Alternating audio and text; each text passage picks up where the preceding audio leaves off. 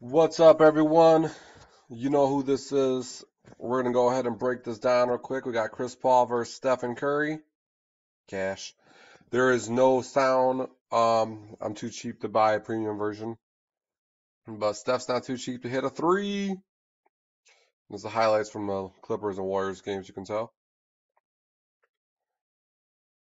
Unlimited range. Unlimited range. Oh, looks like it was a pretty good game. 103 to Warriors down by one. You would worry. Don't take that shot. Take the shot. Take the shot.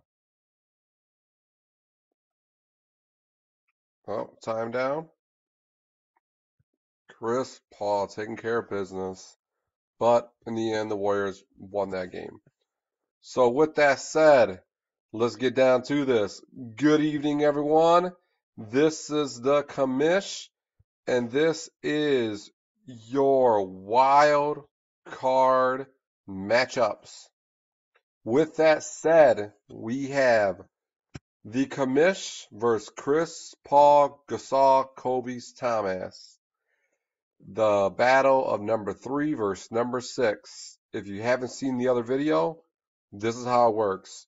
There are 3 breakdowns. There are 3 slides for this breakdown. The first one is an ESPN predicted stats of projected starting 5 based on players available and their scores of their averages. And the second one is a positional breakdown that is used with through a team of engineers that the committee has hired to decide what is the best or what are the scores over these overall positions. And the third one is a list of variables that the committee uses to determine who will be the favorite to win.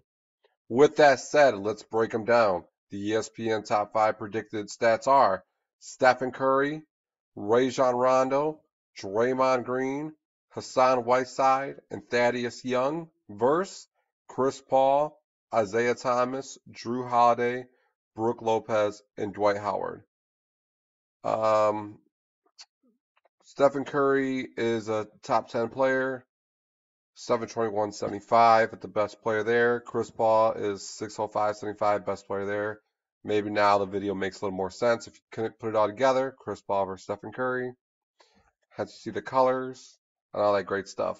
Could be a good playoff matchup in real life too. Positional breakdown. The commish guards. The way the rubric works is it is based on an average of the averages throughout different increments throughout the year, and then a total average of all of that to get a guard and forward score. With that said, on the guards end, Stephen Curry, Reggie Jackson, Rajon Rondo, Bradley Beal, and Devin Booker. They have 24 games available, 405.13 score. Any player that's not going to be able to participate this week will be zeroed out as well.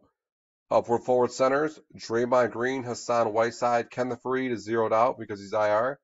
Greg Monroe, Thaddeus Young, and Aaron Gordon. 18 games available, 395.46 points. Chris Paul, Kobe Gasol, Isaiah Thomas has 16 games available with a 391.80 point score. That's Isaiah Thomas, Chris Paul, Kobe Bryant, Drew Holiday, and Joe Johnson. And for the forward centers, Kobe Bryant, Dwight Howard, Michael Beasley, Serge Ibaka, Brook Lopez, Ryan Anderson. Pau Gasol is not available on IR, but we just found out that he actually might be playing. But by the time this was done, he wasn't available on IR. Chandler Parsons, Joe Johnson, and Blake Griffin is not available as well. That is going to be 27 games available, a 257.95 score. So things to notice off the bat on the guards end, only one player for Troy's team, the team owner, has 4 games, while Raul has every player of the 4 games. And on Troy's end, once again, his on the forward side, he has a lot of forwards to work with a lot of games available, but they aren't performing as well as he would like them to have done. So with that said, the committee's breakdown goes as follows. Guards, 405 to 392. Advantage, Raul.